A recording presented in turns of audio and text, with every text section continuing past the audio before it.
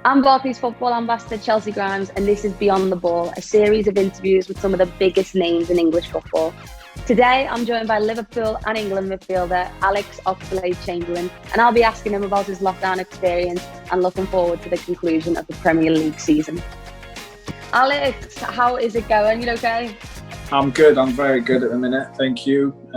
Got your kits on? Everything's going good. Training? It's nice. Yeah, it's nice to be back into training, getting back to normality. The first thing I have got to ask you, talking about lockdown, is the stair shuffle. We've seen you on TikTok. Can you talk to me about this whole stair shuffle you and Perry put up? Because you kind of started this whole movement about social distance and challenges on Instagram. How did that happen? Well, I think she downloaded TikTok and then she started watching it, and she was showing me stuff, and I used to look at it and think that's definitely not for me, that TikTok malarkey. But I downloaded it and found out it's quite addictive, and I started watching more and more of these things, finding myself sat there for a while. Then I come across the stair shuffle, then I had to show her the moves and teach her the choreo, and off we went up the stairs.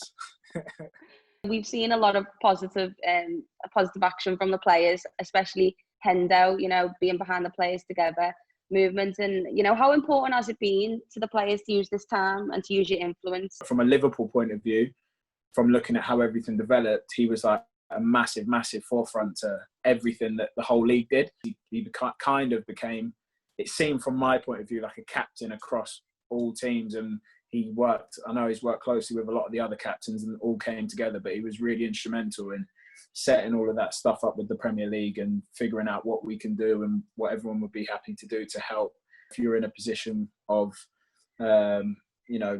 privilege, or a situation where you can help others, and people that support us have supported us all through our careers, and when we go back to football as well, I think it's important. Obviously, we've got to do our bit to try and give back to them, and yeah.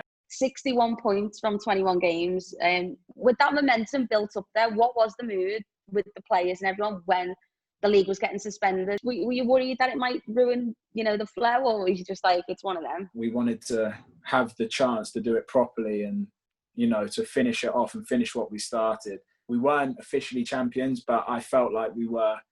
If they had cancelled the league at that point, in my head, I was just proud of what we'd achieved. Obviously, you want to get back out there and do it properly. So we were absolutely buzzing when obviously we got the green light to start coming back to Melwood, and we were coming in and training on our own, like one player per pitch, and it's a bit weird. And you're trying to do a training session without any coaches near you, and you're on your phone looking at what the next drill is and what the next runs are, running on the pitch with headphones in, and you see Joe Gomez or Trent on another pitch and over, and it was all a bit weird. And then went to 4 players per session. It's still a bit weird, and you're thinking, if there was just 6 more lads, we could have a 5-a-side here. For me, my lockdown experience, the Zoom sessions have been an amazing watch. How helpful was that to keep everyone motivated and stuff? Would you look forward to it? To be honest, no, because they were way too early for my liking. The banter starts happening, Robbo and Verge, and then you're just happy to see the lads again and get back to just having, them little bits of banter that we have between each other, giving each other a little bit of stick, and they're the things that you miss. Verge was very lively. He was usually always one of the first ones in, so he could kind of get a grasp on, who's coming in, who's late, who was like pushing the time to, maybe getting a fine for being late. And then when you'd come on, he'd be the first one to sort of hit you with a bit. The manager was obviously massive on that, and he'd be a good laugh on the Zoom chats. Hendo, Robbo, everyone, to be fair. Well, we are recording this just before the first game back, so obviously, I've never seen us win the Premier League as a Liverpool fan in my lifetime. But what would it mean for you to deliver that for the fans after the 30-year wait? Just for me in general, to win the Premier League as a kid was like a dream. I used to watch top teams do it year in, year out, and want to dream to play for one of those teams and to win it. And I think, how long have I been in the league? Maybe since 2011.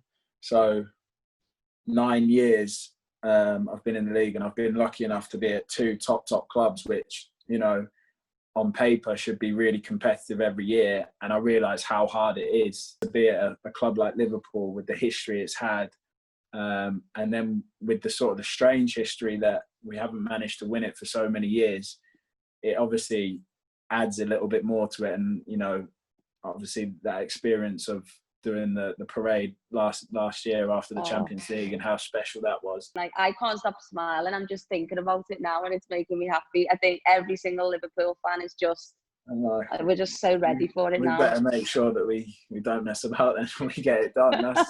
That's the main thing on our minds. But what do you think it is, Alex? Like, what's Klopp done? What with the momentum that he's brought in, or how has he fostered such a winning mentality? I know it must be such a hard question. Put a team together like they've put together, that's obviously the first thing, and that's what the manager always says, that obviously he had a hand in putting us together, but what we've achieved as individuals and a team is he gives us credit for that. But I think he sort of instills the mentality and the aggressiveness and intenseness every day. Like if you saw training today, I came off the pitch like just dead.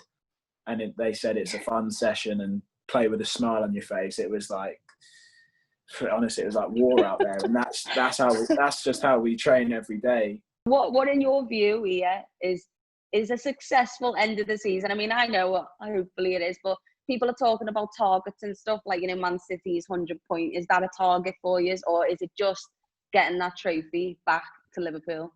We can achieve something special, and we can achieve something very, very special. So that's our aim, is to win every game. We might not do that. That's a good possibility that could happen. But right now, the target's to win every game. And if we lose, then it better be because the other team was just a lot better than us on the day. That's the sort of mentality that the manager's been speaking about. And last question, obviously talking about targets. Before lockdown happened, Mo Salah, you know, he was chasing the tails of Jamie Vardy in the race for the Golden Boot. Is that a personal target for him? Is he still going for that? That would definitely be Mo's personal target, I'm sure. He always wants to push himself to achieve the best he can, and he probably has not helped himself, has he, in that first season with the amount of goals he scored. His expectations on himself are probably quite high now. But yeah, that will be one of his expectations. And you know, it's good for us, people like Mo have those expectations, because that will keep driving him to play and perform the best he can and score as many goals as he can individually, and that will obviously help the team. But I'm sure there's a few boys that would like to nab a few more goals. I certainly do, that's for sure. It's coming. More rockets, please. Alex, thank you so much for talking to me today. Good luck with the rest of the season, and I'll see you at the parade, mate. No comment. See you there, hopefully. See you later. Chelsea, thank you. I hope you enjoyed this episode of Beyond the Ball. Follow Barclays Football on Facebook and Twitter for more. See you later.